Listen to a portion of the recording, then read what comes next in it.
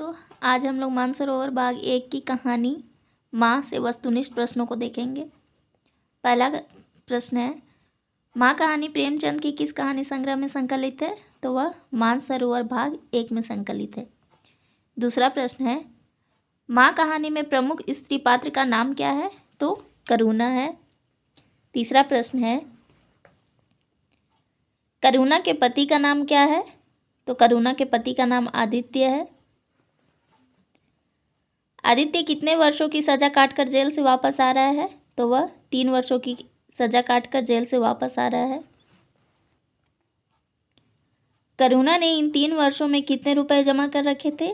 तो करुणा ने 5-10 रुपए जमा कर रखे थे।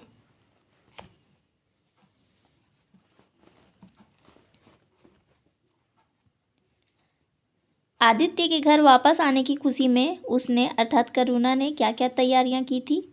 तो उसने घर की लीपापोती की, पति के लिए धोतियों का जोड़ा खरीदा, नए कुर्ते बनवाए और अपने बच्चे के लिए नए कोट और टोपी लाई।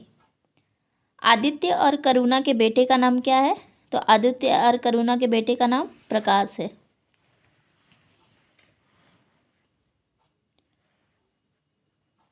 अगला प्रश्न है, वह जवानी, वह तेज, वह चपलता, वह सुगठन सब प्रस्थान कर चुका था, केवल हड्डियों का एक ढांचा रह गया था। कथन किसके संदर्भ में आया है? तो आदित्य के संदर्भ में। करुणा बहुत ज़्यादा प्रसन्नचित मुद्रा में थी कि आज उनके पति 3 वर्षों बाद जेल से वापस आने वाले हैं, लेकिन वह जब वापस आए तो उनका जो सुगठित शरीर था वो पूरी तरह से जीर्ण हो चुका था। वह एक बूढ़े के समान और कमज़ोर नजर आ रहे थे। राष्ट्र के नाम पर मिटने वालों का यही पुरस्कार है। जनता अपने सेवकों को बहुत जल्द भूल जाती है, लेकिन अपने सहयोगी इतने बेवफा होते हैं। इसका मुझे यह पहला अभ्यास है। ऐसा किसने कहा? तो आदित्य ने कहा।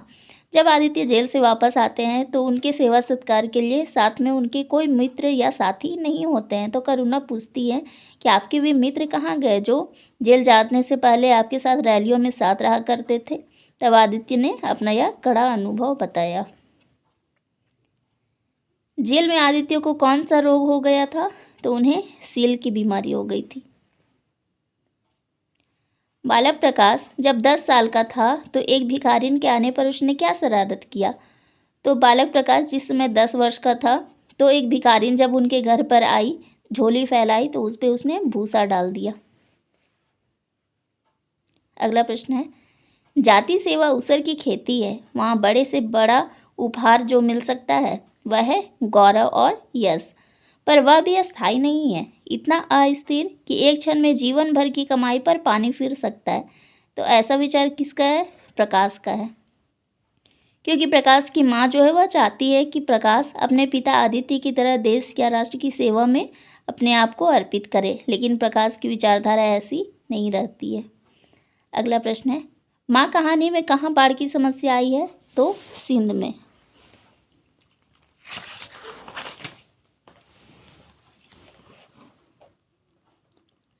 सिंध में बाढ़ की समस्या आने पर प्रकाश की इच्छा थी कि पहले वह वहां जाकर सेवा करे, लेकिन फिर बाद में प्रकाश ने क्या बहाना बता दिया? तो उसने बीमारी का बहाना कर दिया। उसके मन में अंतर्द्वंद चल रहा था। वह सोच रहा था कि इस समय अगर मैं सिंध में जाकर बाढ़ पीड़ितों की सेवा करूं, उससे अच्छा है कि मेरे एग्ज़ाम आने वाले हैं, अगर मैं उसकी तैयारी करता तो इतने दिनों में वह प्रथम श्रेणी से पास हो सकता है। अगला प्रश्न है, उड़ीसा में कौन सी प्राकृतिक आपदा आई है? तो वहाँ अकाल आई है। करुणा चाहती थी कि प्रकाश उड़ीसा जाकर अकाल से पीड़ित लोगों की सेवा करे, लेकिन प्रकाश वहाँ कहाँ घूमने चला गया? तो वह सिलोन घूमने के लिए चला गया।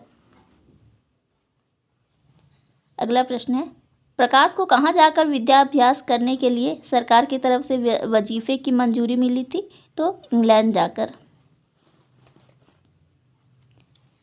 सरकार अपने नौकरों को इतनी स्वाधीनता नहीं देती, वह एक नीति बना देती है और हर एक सरकारी नौकर को उसका पालन करना पड़ता है। यह कथन किसका है? तो करुणा का है। प्रकाश क्या बनकर देश सेवा करने की बात करुणा से कहता है? तो वह मजिस्ट्रेट बनकर देश की सेवा करने की बात करता है। तो उसी पे करुणा बोलती है कि सरकार जो है वो अपने नौकरों को इतनी किफ़ायत नहीं देती कि वह हक के लिए या फिर सच्चाई के लिए लड़ सके। वो एक नीति बना देती है, उसी के तहत लोगों को चलना होता है। अगला प्रश्न है, करुणा इस एक सप्ताह में कितनी दुर्बल हो गई, उसके बालों पर कितनी सफ़ेदी आ गई, यह उसे नज़र नहीं आता। किसके स्वार्थ का वर्णन है यहाँ? तो प्रकाश का वर्णन है। जब प्रकाश को इंग्लैंड जाने का अवसर प्राप्त हुआ और उनकी माता किसी तरह इधर उधर से पैसे जमा करके उनके जाने का प्रबंधन करने लगी और वह इन सब में बहुत दुर्बल और पतली हो चुकी थी। मानसिक अवस्था भी उसकी ठीक नहीं रही, वह बहुत उदास रहने लगी। लेकिन प्रकाश इन सब में ध्यान नहीं दे रहा था, वह तो जाने की खुशी में बावला होता जाता था। अगला प्रश्न है, करुणा 3 दिन से किस पुर्जे के टुकड़े को जोड़ने का प्रयत्न कर रही थी? तो अपने पुत्र प्रकाश के पत्र के टुकड़े को, क्योंकि जब इंग्लैंड से उसका पत्र आया तो करुणा ने उसे क्रोधित होकर फाड़ दिया था। लेकिन बाद में वह उसे जोड़ने का बहुत प्रयत्न करती है, लेकिन वह जुड़ नहीं पाता है। प्रातःकाल लोगों ने देखा तो पंछी पिंजरे से उड़ चुका था। कथन का ऐसा ही क्या है कि करुणा की मृत्यु हो चुकी थी। वह 3 दिनों से लगातार अपने बेटे द्वारा भेजे गए पत्र, जिसको उन्होंने फाड़ दिया था, जोड़ने का प्रयत्न करते रहती है, लेकिन इसमें सफल नहीं होती है। और एक दिन लोगों ने सुबह देखी कि वह उसी पत्र को अपने हृदय में समेटे चित्र को अपने सीने से लगाए हुए मृत्यु को प्राप्त हो जाती है। अगला प्रश्न है, उसका छोटा सा संसार फैलते फैलते विश्वव्यापी हो गया। जिस लंगर ने नौका को तट से एक केंद्र पर बांध रखा था वह उखड़ गया। कथन किसके लिए है? तो करुणा के लिए है। जब उनका पुत्र प्रकाश इंग्लैंड चला जाता है तो वह कुछ समय के लिए तो बहुत ज़्यादा दुखी रहती है, लेकिन 1 सप्ताह बाद ही उसने गली मोहल्ले के बच्चों को ही अपने बच्चों की तरह देखभाल करने लगी। उन्हें दूध खिलाती, कुछ बनाकर उन्हें खिलाती। इस प्रकार उसका समय व्यतीत होने लगा।